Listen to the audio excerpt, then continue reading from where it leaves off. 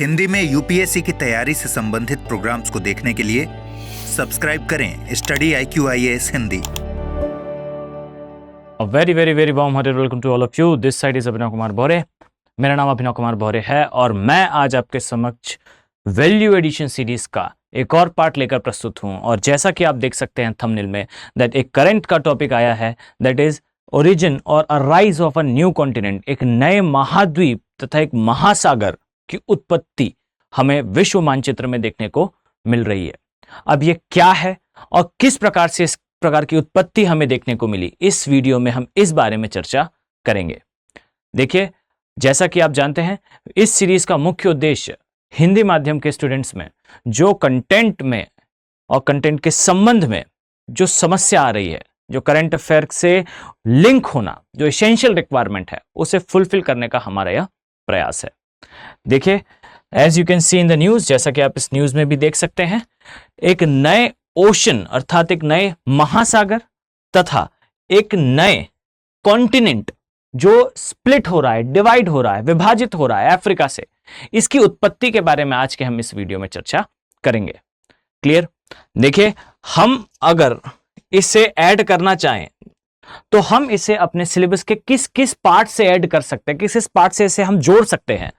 तो जैसा कि आप सभी को विदित होगा, भू आकृति विज्ञान अर्थात क्लाइमेटोलॉजी जो सीरीज हमारी चल रही है, इसके प्रायर एक सीरीज स्टार्ट हुई थी जियोमॉर्फोलॉजी की। तो बेसिकली जियोमॉर्फोलॉजी अर्थात भू आकृति विज्ञान में आप एक टॉपिक पाएंगे जिसे कहा जाता है महाद्वीपीय विस्थापन का सिद्धांत अर्थात कॉन्टिनेंटल ड्रिफ्ट थ्योरी। इसके अलावा आप एक टॉपिक पाएंगे प्लेट विवर्तनीकरण का सिद्धांत, या फिर मैं कहूं प्लेट टेक्टोनिक थ्योरी। इस प्रकार के विषयों को आप इजीली इस करंट अफेयर के साथ कनेक्ट कर सकते हैं। याद रखिए, ये जो न्यूज आई है, ये न्यूज काफी टाइम से आपको देखने को मिलेगी, चाहे वो टाइम्स ऑफ इंडिया हो या फिर हिंदू हो। इन सभी न्यूज़पेपर्स में आप परफेक्टली पाएंगे कि इस प्रकार की न्यूज बार बार आती है कि एक नए कॉन्टिनेंट तथा एक नए ocean and you can say एक नए महाद्वीप या एक नए महासागर की उत्पत्ति देखने को मिल रही है। अब ये किस प्रकार से हो रहा है, इसका मुख्य कारण क्या है, इसके क्या प्रभाव होंगे, इस वीडियो में आज हम चर्चा करने वाले हैं। ओके, अब देखिए, हम इसे स्टार्ट करें उसके प्रायर एक इंपॉर्टेंट अनाउंसमेंट है। स्टडी IQ हिंदी मीडियम के स्टूडेंट्स के लिए लेकर आया है P2I प्रोग्राम।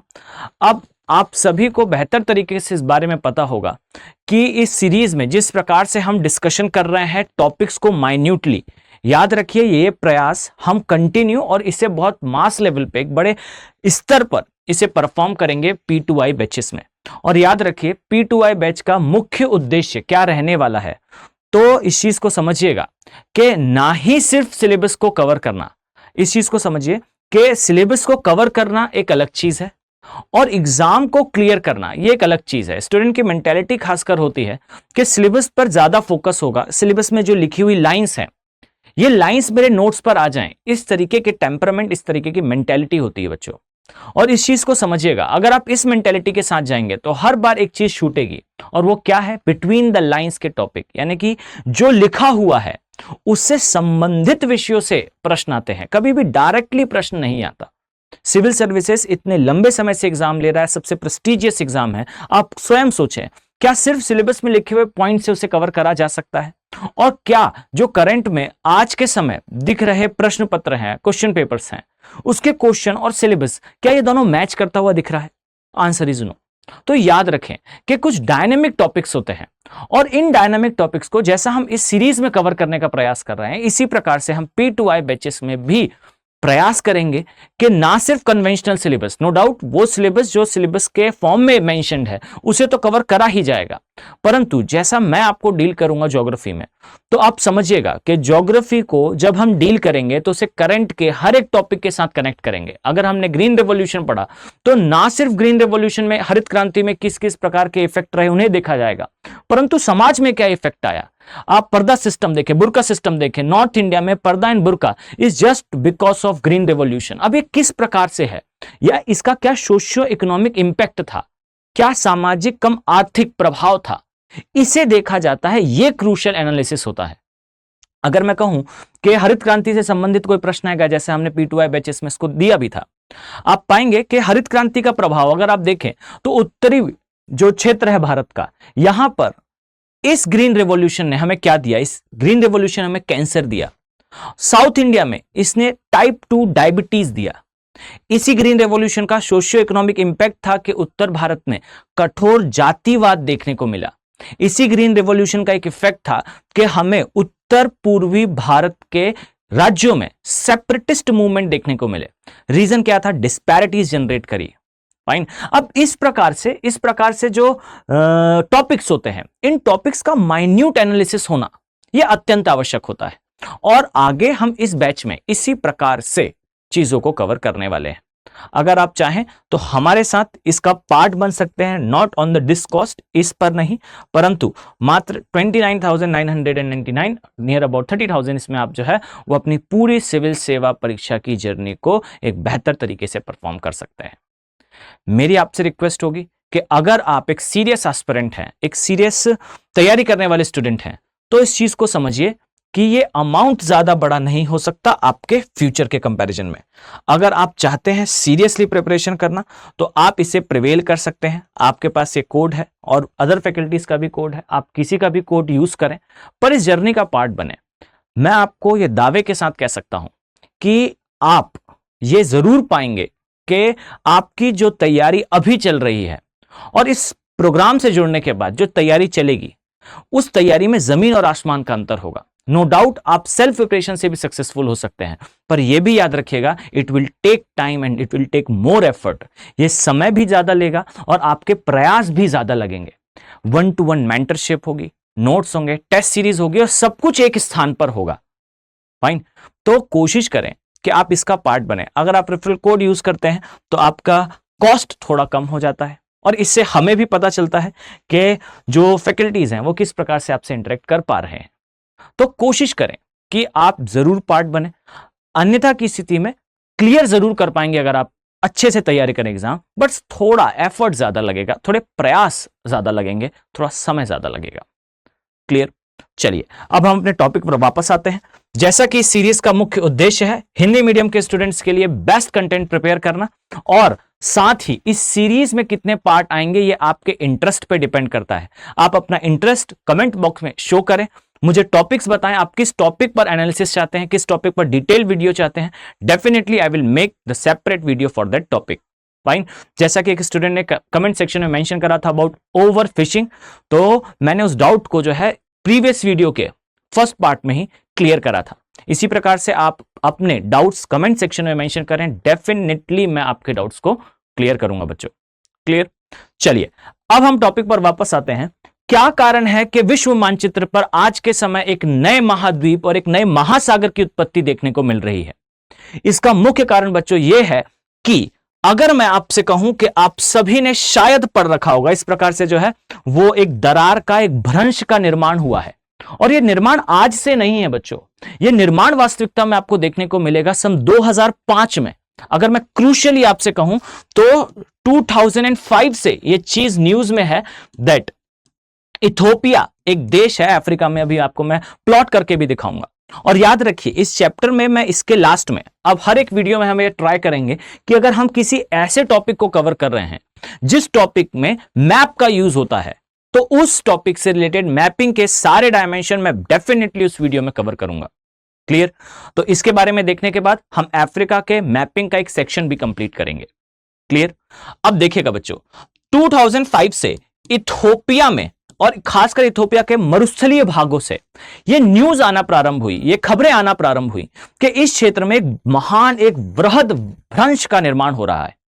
अब इस भ्रंश का, इस रिफ्ट का किस प्रकार से निर्माण हुआ, यह एक प्रश्न चिन्ह है, परंतु यह प्रश्न चिन्ह अब हमारे लिए कोई क्वेश्चन नहीं रह जाएगा, क्योंकि हम देखने वाले हैं कि किस प्रकार से इस भ्रंश का निर्माण हुआ और किस प्रकार से एक नए महाद्वीप और एक नए महासागर का निर्माण हुआ। अब देखिएगा बात ऐसी है बच्चों, आई थिंक आप सभी ने अपने कन्वेंशनल सिलेबस में एक टॉपिक पढ़ा होगा जिसे कहते हैं महाद्वीपीय विस्थापन का सिद्धांत, यानी कि कॉन्टिनेंटल ड्रिफ्ट थ्योरी। और इस थ्योरी को प्रतिपादित करा था, इस थ्योरी को प्रपोज करा था एक जर्मन क्लाइमेटोलॉजिस्ट अर्थात जर्मनी के जलवायु शास्त्री ने। अब सोच कर देखें किस प्रकार से एक जलवायु शास्त्री एक क्लाइमेटोलॉजिस्ट जियोमॉर्फोलॉजी अर्थात भू आकृति विज्ञान से संबंधित एक थ्योरी दे रहा है। यह संभव कैसे है? तो इस चीज को समझिएगा बच्चों। इन्होंने बताया था, अल्फ्रेड वेगनर ने, दैट पूरे अर्थ में, पूरी पृथ्वी में बहुत सारी असंबद्धताएं हैं। ये क्या होती हैं असंबद्धताएं? तो समझिएगा बच्चों, अगर मैंने आपसे कहा कि डायनासोर नामक जीव, इसको समझिएगा बहुत ध्यान से। अगर सिविल सेवा परीक्षा आपसे इससे रिगार्डिंग प्रश्न करती है तो कभी भी उसका उद्देश्य यह जानना नहीं होगा कि बताएं कि अल्फ्रेड वेगनर के महाद्वीपीय विस्थापन के सिद्धांत में किस सिद्धांत के बारे में, किस तथ्य के बारे में जानकारी दी गई थी। तथ्य बहुत छोटा है, जानकारी बहुत छोटी है। क्या है वो जानकारी? तो पहले इसे देखें बच्चों। अल्फ्रेड वेगनर ने प्रपोज करा था या प्रतिपादित करा था कि पूरी पृथ्वी में जितने भी महाद्वीप आपको आज के समय देखने को मिलते हैं, वो सारे महाद्वीप एक समय पर एक ही स्थलखंड का भाग थे। क्लियर? और इस स्थलखंड में कालांतर में भ्रंशन की क्रिया के द्वारा बहुत सारे बड़े बड़े स्थलखंड टूटकर अलग हुए थे। जैसे अगर मैं आपसे कहूं, जो फर्स्ट सेपरेशन हुआ था, जो फर्स्ट विभाजन हुआ था, उसमें वेगनर ने बताया कि जो एक महान, एक वृहद स्थलखंड था, उसका नाम इन्होंने रखा था पेंजिया, और इसके आसपास जो सागर था, इसका नाम इन्होंने रखा था पेंथालासा। क्लियर? और कालांतर में, और खासकर अगर मैं आपको कहूं तो कार्बोनिफेरस एरा के आसपास पृथ्वी में 16 एरा आए हैं। मैं प्रीवियसली भी बता चुका हूं आपको, ये 16 एरास के नाम आपको रटे होना चाहिए। क्लियर?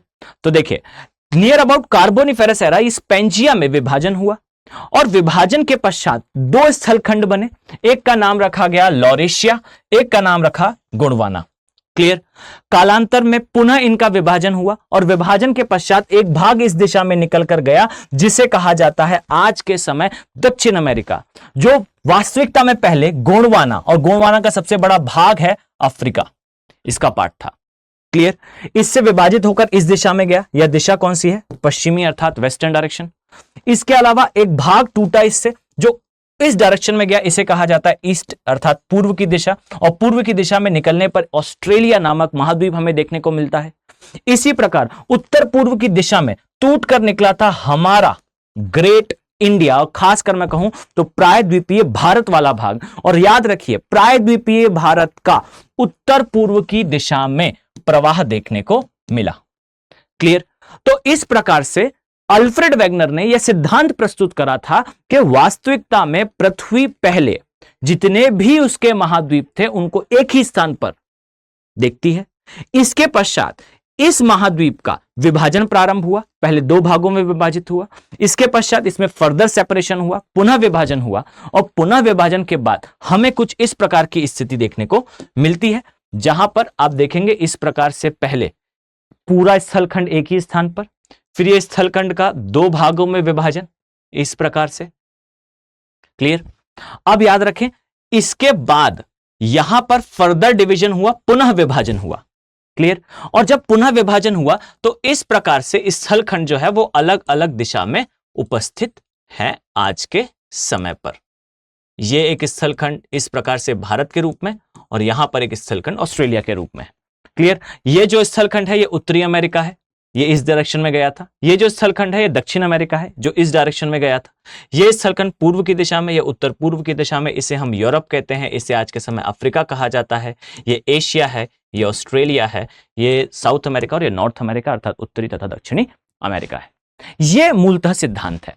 परंतु अगर मैं आपसे कहूं कि प्रश्न जब कभी आएगा और जब कभी ये टॉपिक आएगा, तो याद रखिए कुछ ऐसी असंबद्धताएं थी विश्व में जिसके आधार पर वेगनर ने यह प्रतिपादित करा था कि इस क्षेत्र में वास्तविकता में भ्रंशन हुआ है, और ये सारे स्थलखंड एक ही स्थान पर हैं। और इसका एक साक्ष्य यह भी है कि आज के समय अफ्रीका का पुनः विभाजन हमारे समक्ष प्रस्तुत है। अब देखिएगा, अल्फ्रेड वेगनर ने कुछ असंबद्धताएं बताई थी। जैसा अगर मैं आपसे कहूं कि डायनासोर नामक जीव पृथ्वी पर उपस्थित थे। क्लियर? अब ये जो पृथ्वी पर उपस्थित डायनासोर थे, अगर मैं आपसे प्रश्न करूं तो ये किस प्रकार के जीव थे? तो बच्चों समझिएगा, ये जीव थे रेप्टाइल अर्थात सरीसृप। और याद रखिए, जो सरीसृप होते हैं, इन सरीसृपों की एक विशेषता होती है, ये सरीसृप वास्तव में ठंडे रक्त के होते हैं अर्थात कोल्ड ब्लडेड होते हैं। और याद रखिए, जो भी जीव कोल्ड ब्लडेड होता है, ठंडे रक्त का होता है, इस जीव के विकास और उत्पत्ति के लिए यह अत्यंत आवश्यक है कि सूर्य का प्रकाश अत्यधिक मात्रा में उपस्थित हो और सूर्य के प्रकाश का सफिशिएंट अवेलेबिलिटी। अगर मैं आपसे प्रश्न करूं तो यह पृथ्वी में कहां देखने को मिलती है, तो बच्चों याद रखिए कि पृथ्वी में कर्क और मकर रेखा के बीच का क्षेत्र अर्थात ट्रॉपिक ऑफ कैंसर और कैप्रिकॉर्न के बीच का एरिया, इसे कहा जाता है उष्ण कटिबंधीय क्षेत्र। क्लियर? उष्ण कटिबंधीय क्षेत्र। और याद रखिए ये जो उष्ण कटिबंधीय क्षेत्र है बच्चों, इस क्षेत्र में तापमान साल भर एनुअली हाई रहता है, उच्च रहता है। और जिस समय तापमान उच्च रहता है, याद रखें उसी समय पर, उसी कालखंड में डायनासोर की उत्पत्ति होती है।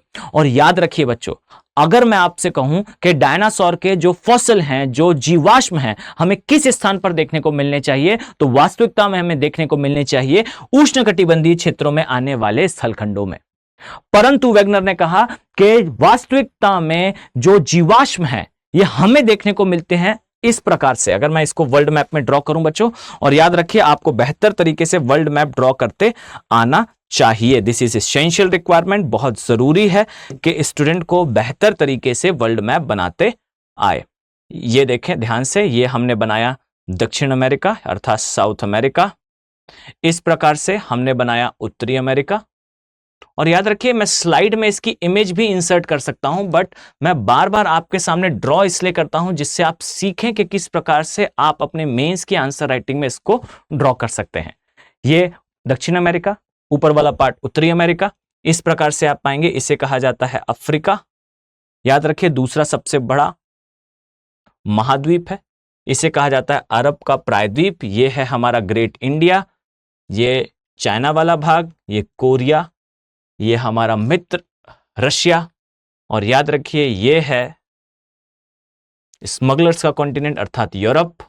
और ये बना हमारा मैप। अब याद रखिए बच्चों इसे कहा जाता है ऑस्ट्रेलिया। क्लियर? अब समझिएगा, अगर मैं आपसे कहूं कि जो डायनासोर हैं इसके साक्ष्य हमें कहां देखने को मिलने चाहिए, तो याद रखिए इसके साक्ष्य हमें देखने को मिलने चाहिए इस प्रकार से, कर्क तथा मकर रेखा इस क्षेत्र के बीच में।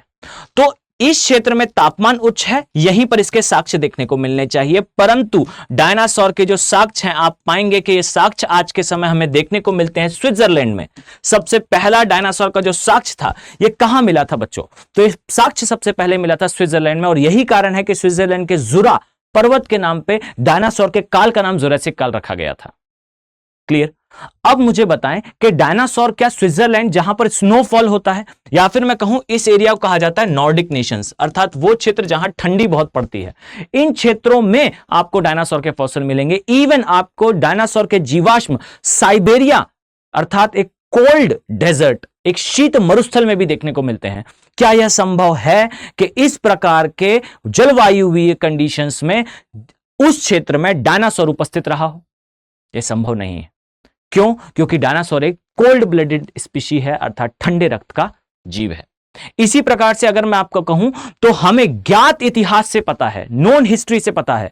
अगर आप सभी ने अभी जर्नी स्टार्ट करी होगी तो आप सभी अवेयर होंगे इस बात से कि हिस्ट्री जब आप पढ़ना स्टार्ट करते हैं भारत की, तो सबसे पहले आता है सिंधु घाटी सभ्यता। और याद रखिए सिंधु घाटी सभ्यता किस समय उपस्थित थी, तो नियर अबाउट 4,500 से 5,000 साल पहले यह सभ्यता उपस्थित थी। और आप पाएंगे कि इस सभ्यता के साक्ष्य आपको पाकिस्तान में भी मिलेंगे, भारत में भी मिलेंगे, गुजरात में भी मिलेंगे, इवन आपको जो है पंजाब हरियाणा तक देखने को मिलते हैं। परंतु इसके ज्यादातर साक्ष्य आपको देखने नहीं मिलेंगे राजस्थान वाले भाग में। क्या कारण था कि प्राचीन सभ्यताओं ने राजस्थान वाले क्षेत्र में अपना अधिवास नहीं बनाया, बहुत ज्यादा साक्ष्य नहीं है। क्लियर? इसी प्रकार से मैं आपको कहूं तो ऋग्वेदा जो विश्वामित्र ने लिखा था, इस ऋग्वेदा में भी उन्होंने एक मरु क्षेत्र का वर्णन करा था और यह क्षेत्र वास्तविकता में सरस्वती का एरिया था। और याद रखिए सरस्वती नदी राजस्थान से होकर गुजरती थी। और यह भी याद रखिएगा यह सरस्वती रिवर कालांतर में समय के अनुसार डिसअपियर हो गई, गायब हो गई। और यही कारण बना कि जो आर्यंस हैं अर्थात आर्य जिनसे हम बिलोंग करते हैं, इनका माइग्रेशन हुआ, पलायन हुआ उत्तर पूर्व की दिशा में। और आप पाएंगे कि इनकी एंट्री हुई ग्रेट इंडियन प्लेन में अर्थात उत्तर के विशाल मैदान में। तो ये सारे साक्ष्य हमें बताते हैं कि राजस्थान का जो क्षेत्र है ये मरुस्थलीय क्षेत्र है। परंतु जिस समय अल्फ्रेड वेगनर ने इसकी स्टडी करी तो उन्होंने बताया कि राजस्थान का जो थार मरुस्थल है, उस मरुस्थल को जब आप डिग करते हो अर्थात वहां की खुदाई करते हो तो आपको पता चलेगा कि उस क्षेत्र में उपस्थित हैं उन जीवों के जीवाश्म जो जीव वास्तविकता में किसी मरुस्थल में नहीं, किसी सागर की गहराई में रहते हैं। आपको पता होगा कि विश्व का सबसे बड़ा स्तनपायी जीव होता है ब्लू व्हेल, और जो ब्लू व्हेल है बच्चों, इस ब्लू व्हेल से 20 गुना बड़ा होता है लॉबस्टर। और ये जो लॉबस्टर है इसके साक्ष्य आपको देखने को मिलते हैं थार के मरुस्थल में। एक गांव था राजस्थान का जो बसा हुआ था एक लॉबस्टर के कंकाल के ऊपर। आप सोच कर देखें कितनी आश्चर्यजनक बात है कि जिस क्षेत्र के बारे में हमें 5000 सालों से पता है कि एक मरुस्थलीय क्षेत्र है, उस क्षेत्र में किस प्रकार से इस तरह के जीवों के साक्ष्य में देखने को मिल रहे हैं। यथार्थता यह है, वास्तविकता यह है कि राजस्थान का जो क्षेत्र है जिसे हम आज के समय एक मरुस्थल कहते हैं, यह वास्तविकता में एक मरुस्थल नहीं था, यह वास्तविकता में एक सागर की रेत है। थार के मरुस्थल की रेत किसी डेजर्ट, किसी मरुस्थल की नहीं, अपितु एक सागर की रेत है। मेरा पॉइंट क्लियर है आपको?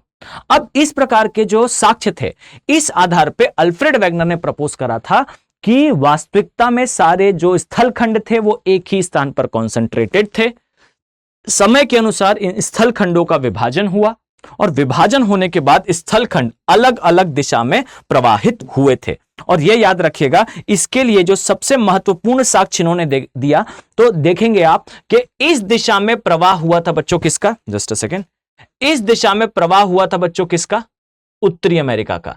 और याद रखिए उत्तरी अमेरिका के इस दिशा में प्रवाह से सामने जो जलखंड था उसने इसके ऊपर दबाव डाला होगा। आप सोच कर देखें, अगर मैं एक पानी की स्ट्रीम में सीधा चल रहा हूं तो मुझे अपने चेस्ट के ऊपर एक प्रेशर फील होगा, एक दबाव फील होगा। उसी प्रकार से स्थल खंड को भी जब यह इस दिशा में जा रहा था, याद रखिए यहां से एक प्रेशर अप्लाई हुआ, एक दाब लगा इस पर, और यही कारण है कि इसके इस क्षेत्र में आपको देखने को मिलेगा एक नवीन वलित पर्वत का निर्माण हुआ। और याद रखिए ये नवीन वलित पर्वत कौन सा है, तो ये नवीन वलित पर्वत है रॉकीज। इसी प्रकार से आप देखेंगे कि यह स्थलखंड भी किस दिशा में प्रवाहित हुआ है बच्चों, यह स्थलखंड भी प्रवाहित हुआ है पश्चिम की दिशा में, वेस्टर्न डायरेक्शन में। और यही कारण है कि आपको इस दिशा में, इस क्षेत्र में एक पर्वत श्रेणी का निर्माण देखने को मिलेगा। और याद रखिए इसे कहा जाता है एंडीज। क्लियर? इसी प्रकार से आप देखेंगे कि ऑस्ट्रेलिया का भी जो प्रवाह है वो इस दिशा में हुआ है। और ऑस्ट्रेलिया के इस दिशा में प्रवाह के कारण यह कौन सी दिशा है बच्चों, यह पूर्व की दिशा है। और याद रखिए यही कारण है कि ऑस्ट्रेलिया के पूर्वी क्षेत्र में आपको ग्रेट डिवाइडिंग रेंज नामक पर्वत श्रेणी का विकास देखने को मिलेगा। इसी प्रकार से भारत का भी, याद रखिए भारत भी अफ्रीका का ही भाग था। और यह क्यों था इसके बारे में मैं आपको डिटेल वीडियो में बताऊंगा कि अल्फ्रेड वेगनर ने कितने साक्ष्य दिए भारत के परिप्रेक्ष्य में, चाहे वो हिमालय में मिलने वाली चट्टानें हो, चाहे राजस्थान की रेत हो, चाहे पश्चिमी घाट का क्षेत्र हो, या फिर भारत में मिलने वाले एशियाई शेर हो। शेरों का जो है वो प्राकृतिक आवास मात्र अफ्रीका है, इसके अलावा कोई और ऐसा क्षेत्र नहीं है। एक ब्रिटिशर थे, उनका नाम था थॉमस एंडी। फाइन, ये जो थॉमस एंडीशन नहीं बच्चों, थॉमस एंडी, फाइन, इन्होंने एक बुक लिखी थी और उसमें उन्होंने मेंशन करा था कि जो यूरोपियंस हैं ये विश्व के अलग अलग क्षेत्रों में गए और उन्होंने किस किस प्रकार के जीव देखे। और इसी में उन्होंने मेंशन करा था कि विश्व में कहीं पर भी शेर नहीं मिले, एकमात्र क्षेत्र था जहां शेर का अधिवास था, प्राकृतिक आवास था। यह क्षेत्र था अफ्रीका का सवाना का मरुस्थल। और याद रखिएगा इसके अलावा यूरोपियंस को शेर जो है वो भारत में भी देखने को मिले थे। और ये भारत में कैसे देखने को मिले, तो याद रखिए यूरोपियंस ने बताया कि विश्व के अलग अलग क्षेत्रों में हमने स्मगल करा शेर को और अलग अलग महाद्वीपों में लेकर गए। परंतु जिस समय यूरोपियंस भारत आए तो उन्होंने बताया कि भारत में पहले से शेर उपस्थित थे। कैसे, तो बच्चों अशोका का स्तंभ देखें, अशोक के स्तंभ में आप पाएंगे कि जो सिंह है ये कब बना है, तो ये 269 बीसी के आसपास, यानी कि बिफोर क्राइस्ट, अर्थात ईसा पूर्व से भारत में एशियाई शेर उपस्थित थे। अब कैसे संभव है कि वो जीव जो मात्र अफ्रीका में रहता है वो जीव भारत में भी मिलता है? ये तभी संभव है जब ये शेर जो है वो कहां से आया हो, ये शेर इस क्षेत्र में रहा हो और भारत कभी इसका भाग रहा हो। तो याद रखिए, इस प्रकार से आप पाएंगे कि प्रायद्वीपीय भारत भी कभी अफ्रीका का भाग था, इसी प्रकार ऑस्ट्रेलिया भी कभी अफ्रीका का पार्ट था, इसी प्रकार दक्षिण अमेरिका भी कभी भाग था। और याद रखिए, भारत के उत्तर पूर्व की दिशा में प्रवाह के कारण आपको इस क्षेत्र में देखने को मिलेगा विश्व की सबसे ऊंची पर्वत श्रेणी का निर्माण। और यह भी याद रखिए बच्चों, इन सभी की जितनी ऊंचाई है, अर्थात रॉकीज, एंडीज या ग्रेट डिवाइडिंग रेंज, इनकी जितनी भी ऊंचाई है उससे लगभग दुगनी ऊंचाई, दुगनी औसत ऊंचाई आपको देखने को मिलेगी हिमालय की। इनकी जो हाईएस्ट पीक है, सबसे ऊंची चोटी है, ये नियर अबाउट 4500 मीटर होगी। परंतु आप पाएंगे बच्चों कि हिमालय की जो हाईएस्ट पीक है, जो सबसे ऊंची चोटी है, इसकी ऊंचाई 8848.86 है, नियर अबाउट 9000 मीटर। इतनी ज्यादा हाइट होने का मुख्य कारण क्या है बच्चों? तो इसका मुख्य कारण है कि ये सारे स्थलखंड पूर्व या पश्चिम की दिशा में जब प्रभावित हुए थे, उस समय याद रखिए यहां पर या इस दिशा में इन्हें देखने को मिले थे महासागर। और याद रखिए, जब ये इस दिशा में जाएंगे तब भी यहां पर इन्हें महासागर देखने को मिले। परंतु जब भारत या प्रायद्वीपीय भारत उत्तर पूर्व की दिशा में प्रवाहित हुआ तो उस समय इसे सामने देखने को मिला महाद्वीप। और याद रखिए, महाद्वीप तथा महाद्वीप की टक्कर से चट्टानें ज्यादा बाहर आईं और यही कारण है कि हिमालय की औसत ऊंचाई अन्य सभी महाद्वीपों में उपस्थित फोल्डेड माउंटेन्स अर्थात वलित पर्वतों से बहुत ज्यादा है। क्लियर हुआ? अब ये जो कंडीशन थी, इस कंडीशन का वर्तमान के साथ क्या कनेक्शन है, तो बहुत ध्यान से देखिएगा बच्चों। अगर मैं आपसे कहूं, इसे हम इस डायरेक्शन में कर देते हैं। अब देखें, अगर मैं आपसे कहूं कि इस प्रकार से भारत में या इस प्रकार से विश्व में महाद्वीपों का विस्तार है। क्लियर? अब देखिए, अगर मैं आपसे कहूं कि वर्तमान में क्या कंडीशन है, अभी क्या कंडीशन है, तो ध्यान से देखिएगा। यह है हमारा अफ्रीका। बहुत ध्यान से देखें, यह अफ्रीका का मैप समझने के लिए मैं इस दिशा में बना रहा हूं। अब देखिए, अफ्रीका में आपको देखने को मिलेगा इस प्रकार से एक महान भ्रंश घाटी। अब भ्रंश का मतलब क्या होता है बच्चों? तो याद रखिए, आप फिजिकल ज्योग्राफी में जब पढ़ेंगे तो आप पाएंगे कि भ्रंश का मतलब होता है दरार। और याद रखिए, जिस प्रकार से यहां हमने देखा कि उत्तर पूर्व की दिशा में भारत का प्रवाह हुआ, यह है हमारा ग्रेट इंडिया अर्थात प्रायद्वीपीय भारत। यह प्रायद्वीपीय भारत भी कभी इसका भाग था। अब इस प्रायद्वीपीय भारत का प्रवाह किस डायरेक्शन में हुआ था बच्चों? तो यह थी उत्तर पूर्व अर्थात नॉर्थ ईस्ट की डायरेक्शन, जो कभी यहां हुआ करता था। इस प्रकार से अगर आप देखें तो प्रायद्वीपीय भारत इस प्रकार से जुड़ा हुआ था अफ्रीका से। क्लियर? अब इसी प्रकार से यहां कहीं पर जुड़ा हुआ था कभी ऑस्ट्रेलिया बच्चों। क्लियर? और यहां कहीं पर जुड़ा हुआ था मेडागास्कर, जो आज भी उपस्थित है और इस दिशा में जा रहा है। अब ये ऑस्ट्रेलिया, ये बच्चों इंडिया, ये दोनों टूटकर अलग अलग दिशा में प्रवाहित हुए थे। जैसा कि मैंने यहां मेंशन करा है, ये उत्तर पूर्व की दिशा में प्रवाहित हुआ और ये जो है ये पूर्व की दिशा में, पूर्वी दिशा में प्रवाहित हुआ। अब इसी प्रकार से जहां यहां विभाजन हमें देखने को मिला, बिल्कुल इसी तथ्य से, बिल्कुल इसी डायमेंशन से आप पाएंगे कि अफ्रीका का ये जो भाग है, ये अफ्रीका से अलग हो रहा है। ये मेन अफ्रीका है। क्लियर? ये ग्रेट अफ्रीकन रिफ्ट वैली है, ग्रेट अफ्रीकन रिफ्ट वैली, या कभी कभार इसे जो है वो महान अफ्रीका की भ्रंश घाटी कहा जाता है, परंतु सामान्यतः इसे अफ्रीकन रिफ्ट वैली या भ्रंश घाटी कहा जाता है। मैं इसे यहां मेंशन कर देता हूं, भ्रंश घाटी। क्लियर? तो ये अफ्रीका की भ्रंश घाटी है जो इस स्थान से प्रारंभ होकर इस निचले स्थान तक जाती है। पॉइंट क्लियर हुआ? अब इसी भ्रंश घाटी के समानांतर यह पूरा महाद्वीप, एक क्षेत्र यहां से अलग हो रहा है।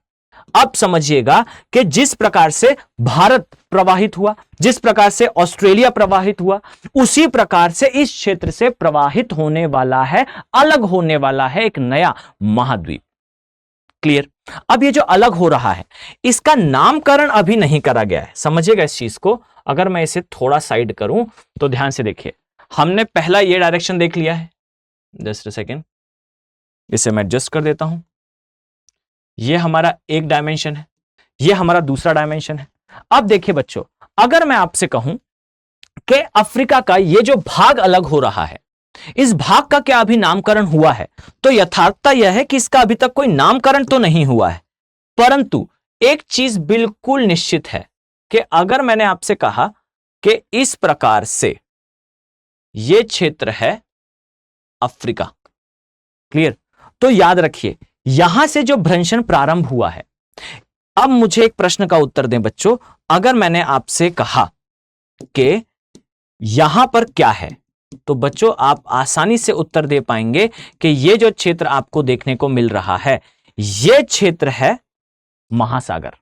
क्लियर? अब कौन सा महासागर है? तो आप सभी को बेहतर तरीके से पता होगा कि इस क्षेत्र को कहा जाता है हिंद महासागर या इंडियन ओशन। अब मुझे एक प्रश्न का उत्तर दें, अगर मैं आपसे यह कहता हूं कि इस क्षेत्र में भ्रंशन की क्रिया होगी, तो बच्चों एक प्रश्न का उत्तर दें, जब यह अलग होगा तो यह पानी अंदर प्रवाहित होगा, इस पानी का अंदर प्रवेश होगा, और जब यह प्रवेश करके जाएगा बच्चों, तो यहां पर पानी के भरने से और लगातार इस स्थलखंड के इस दिशा में प्रवाहित होने से यह पूरी तरह से अलग हो जाएगा। और जब अलग हो जाएगा तो बच्चों ये देखिए फाइनल कंडीशन। तो अगर मैं इसे थोड़ा साइड करता हूं तो इधर देखिएगा। क्लियर? अगर मैंने आपसे कहा कि यह स्थलखंड अगर अलग होता है तो याद रखिए अफ्रीका की जो क्षेत्र है वो इस प्रकार से आपको देखने को मिलेगा, और यह क्षेत्र इस प्रकार से छोटा हो जाएगा। क्लियर? और इस दिशा में एक दूसरा स्थलखंड बनेगा, और यह स्थलखंड कुछ इस प्रकार से दिखाई देगा, और यह नया महाद्वीप कहलाएगा जो इससे अलग हुआ है। और इस किसी दिशा में, अब यह किस दिशा में जाएगा एग्जैक्टली हमें नहीं पता, या तो यह उत्तर की दिशा में यानी कि नॉर्थ ईस्ट में, या तो बच्चों ये पूरी तरह से ईस्ट में यानी कि पूर्व में, जैसा कि नॉर्थ ईस्ट में गया था इंडिया और नॉर्थ ईस्ट में गया था ऑस्ट्रेलिया, ये इस दिशा में प्रवाहित होगा। और यहां पर बच्चों जिस महासागर का एक उपभाग बनेगा, यहां पर आपको पानी भरा हुआ दिखेगा, तो यह पानी वास्तविकता में बिलोंग करेगा इंडियन ओशन से यानी कि हिंद महासागर से। क्लियर? और यह इंडियन ओशन का पानी जब यहां भरेगा तो एक नए यानी कि न्यू ओशन, इसकी उत्पत्ति देखने को मिलेगी। क्लियर? और यह जो भाग है ये अफ्रीका का ही रहेगा। पॉइंट क्लियर हुआ बच्चों? तो इस प्रकार से आपको देखने को मिलता है कि जिस प्रकार से पृथ्वी में पहले नए महाद्वीपों का निर्माण हुआ था, बिल्कुल उसी आधार पर आज भी पृथ्वी पर एक नए महाद्वीप का निर्माण देखने को मिल रहा है। क्लियर? और यह भी याद रखें कि यह जो महाद्वीप बनेगा इसके क्या प्रभाव होने वाले हैं, क्या इफेक्ट होने वाले हैं। अब ये क्या इफेक्ट है, तो इसको समझने के लिए हमें पहले कुछ सब्सटेंशियल इंफॉर्मेशन चाहिए होगी। क्लियर? तो आई थिंक मुझे ऐसा लगता है कि मैंने बेहतर तरीके से इसको एक्सप्लेन करा है कि किस प्रकार से पृथ्वी पर पहले सेपरेशन हुआ, पहले जो है स्थलखंडों का विभाजन हुआ, और उसी विभाजन के क्रम में आज एक नया डायमेंशन हमारे सामने उपस्थित है जहां पर अफ्रीका का पुनः विभाजन हो रहा है। और यह विभाजन किसके समानांतर हो रहा है? तो ये मैंने जो यहां बनाया है इसे कहा जाता है महान भ्रंश घाटी अफ्रीका की। इस अफ्रीका की भ्रंश घाटी के समानांतर जो है वो एक स्थलखंड दूसरे स्थलखंड से अलग हो रहा है। क्लियर हो गया बच्चों पॉइंट? आपने कोई भी डाउट हो प्लीज कमेंट सेक्शन में मेंशन करें, I will definitely do that so. Okay, चलिए, तो इस प्रकार से हमने देखा कि कैसे, इसको मैं एडजस्ट करता हूं, कैसे पहले विश्व में इस प्रकार की स्थिति थी, इसके पश्चात अफ्रीका का विभाजन हुआ। अफ्रीका के विभाजन से हमने जो है फाइनल कंडीशन ये देखी कि इस क्षेत्र में हमें देखने को मिलता है अफ्रीका से अलग होता हुआ एक नया महाद्वीप। चलिए, तो आई थिंक आपको टॉपिक क्लियर हो चुका है। अब हम इससे रिलेटेड एक छोटी सी मैपिंग देखेंगे। क्लियर? तो हम स्टार्ट करते हैं इसका छोटा सा मैपिंग वाला पार्ट। तो हम मैपिंग देखते हैं। चलिए, अब देखें बच्चों, अगर मैंने आपसे कहा कि यह है अफ्रीका, तो याद रखिए ज्यादा हम मैपिंग नहीं देखेंगे, परंतु ये टॉपिक न्यूज में है इसीलिए हम इससे थोड़ा डिटेलिंग में देखने वाले हैं। बच्चों, ये जो क्षेत्र है इसे कहा जाता है हॉर्न ऑफ अफ्रीका। क्या कहा जाता है? Horn of Africa.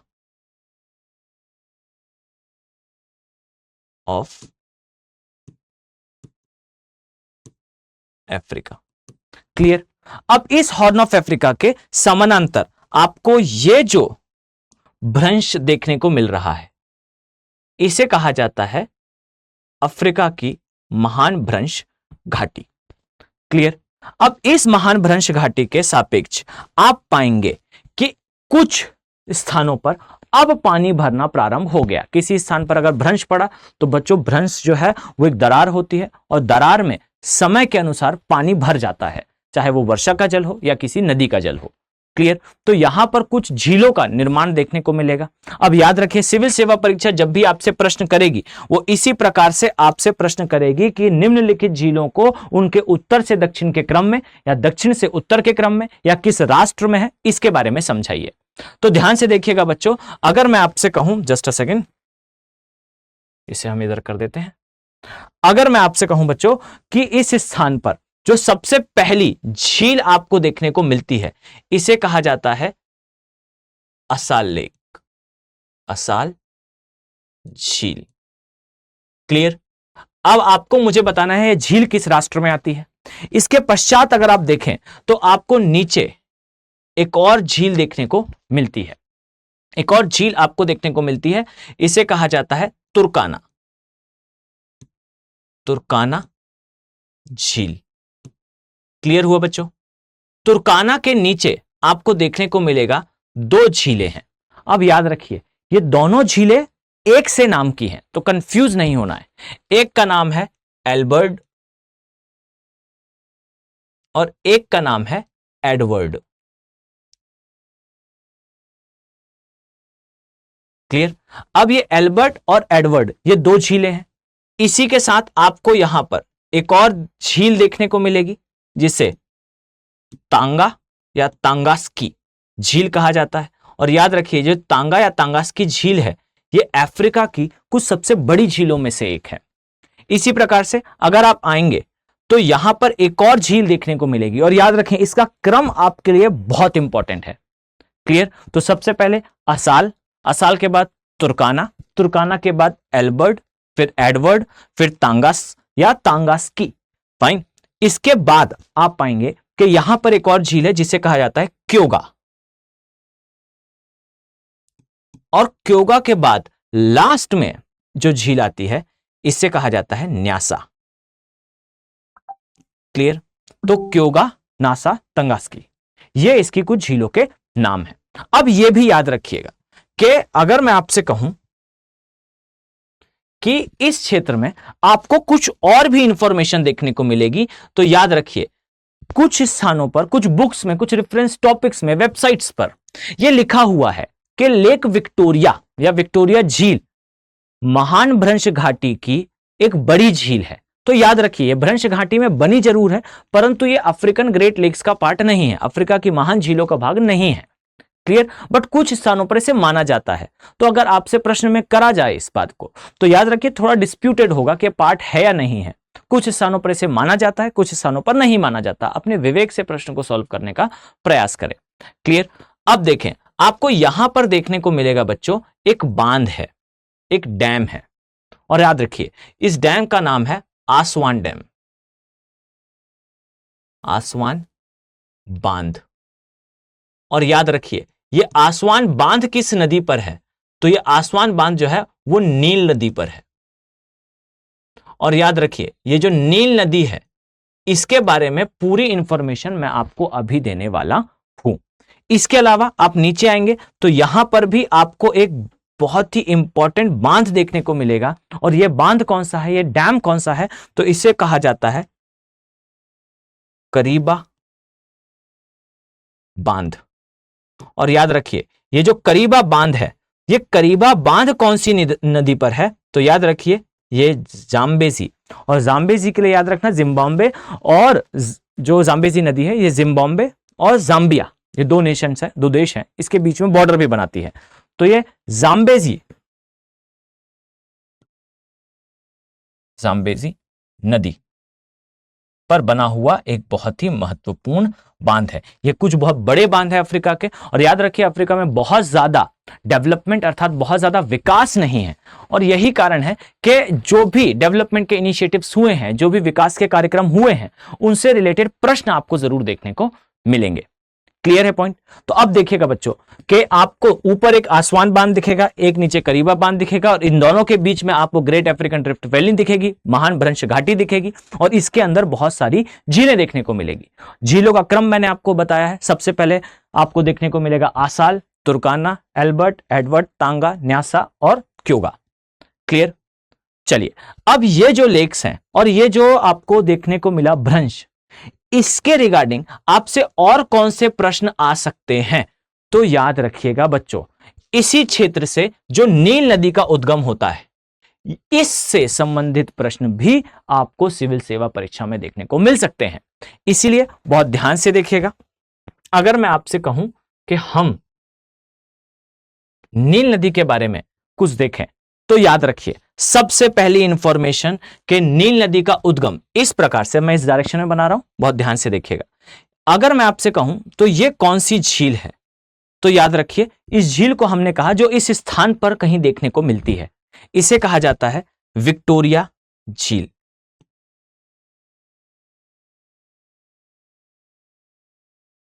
विक्टोरिया झील। अब याद रखें ये जो विक्टोरिया झील है बच्चों, इस झील के लिए सबसे महत्वपूर्ण तथ्य यह है कि यह वर्ल्ड की सेकंड लार्जेस्ट अर्थात दूसरी सबसे बड़ी ताजे पानी की झील है। सबसे पहली कौन सी है, सुपीरियर लेक, जो कहां आती है, उत्तरी अमेरिका में। तो याद रखिए सेकंड लार्जेस्ट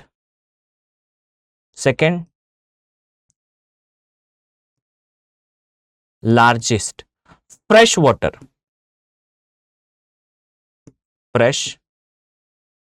वाटर लेक है, अर्थात दूसरी सबसे बड़ी ताजे पानी की झील है।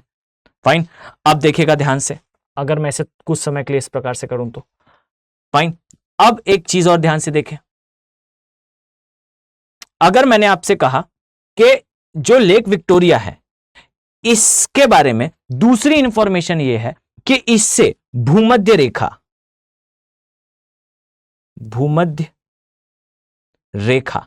ये रेखा भी पास होती है बच्चों। क्लियर। और याद रखिए भूमध्य रेखा विक्टोरिया से भी पास होती है, और यहां पर एक माउंटेन है, एक पर्वत है जिसे कहा जाता है माउंट केन्या। इससे भी ये भूमध्य रेखा पास होती है। और याद रखिए माउंट केन्या की हाइट ज्यादा है, इसीलिए इसके क्षेत्र में आपको देखने को मिलेगा कि जो पर्वत है, इस पर्वत पे हिम अर्थात बर्फ का जमाव है। क्लियर। तो याद रखिए कि यह पर्वत के ऊपर से भूमध्य रेखा अवश्य निकलती है, परंतु यहां पर हिम अर्थात आइस अर्थात स्नो, इसका जमाव देखने को मिलता है क्योंकि इसकी हाइट बहुत ज्यादा है। क्लियर। तो ध्यान से देखिए यह है माउंट केन्या, इसके और विक्टोरिया दोनों से जो है वो भूमध्य रेखा पास होती है। इसी प्रकार से अगर मैं आपसे कहूं तो लेक विक्टोरिया के लिए एक और डायमेंशन है कि लेक विक्टोरिया बेसिकली 3 देशों के मध्य स्थित है। और याद रखिए ये जो 3 देश हैं ये अत्यंत इंपॉर्टेंट है हमारे लिए। क्यों इंपॉर्टेंट है तो ध्यान से देखिएगा। अगर मैं आपसे कहूं तो ये जो लेक विक्टोरिया है यहां आपको देखने को मिलता है सबसे पहला केन्या, दूसरा है युगांडा, और याद रखिए युगांडा और केन्या ये बेसिकली अफ्रीका के कुछ सबसे पिछड़े देशों में से एक हैं। क्लियर?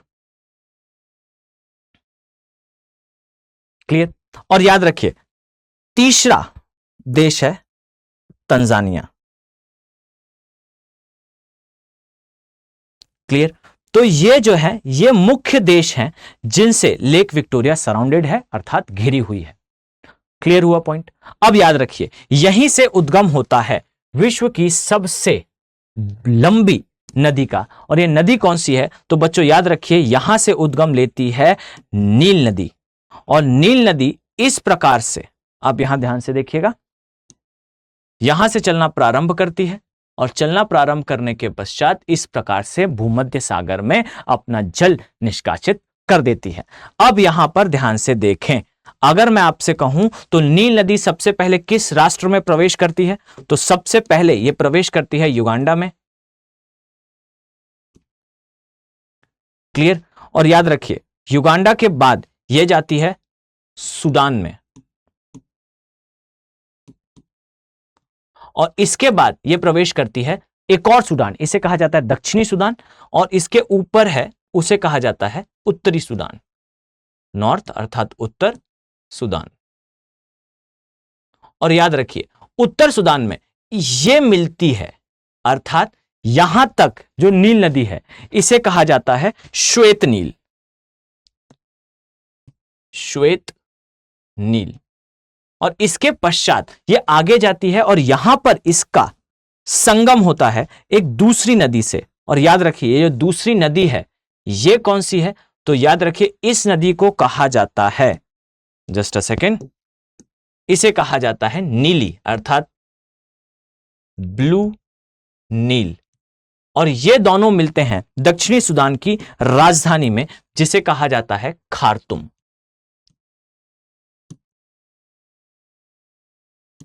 क्लियर? और ये जो खार्तूम है ये राजधानी है उत्तरी सूडान की।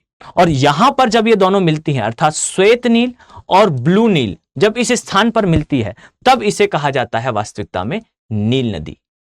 और याद रखिए ये जो नील नदी है इस पर, इस स्थान पर यहां पर आपको देखने को मिलेगा, जस्ट अ सेकेंड, इस प्रकार से आपको यहां देखने को मिलेगा नील नदी पर एक बांध का निर्माण करा गया है। और ये कौन सा बांध है बच्चों तो आई थिंक अब आपको याद हो गया होगा कि इस स्थान पर जो बांध है इसे कहा जाता है आसवान बांध। और याद रखिए ये जो आसवान बांध है ये मिस्र में स्थित है। और याद रखिए जो मिस्र है और जो मिस्र है इसे नील नदी का वरदान कहा जाता है, यानी कि नील नदी ने इस स्थान में कृषिगत गतिविधियों को अर्थात एग्रीकल्चर को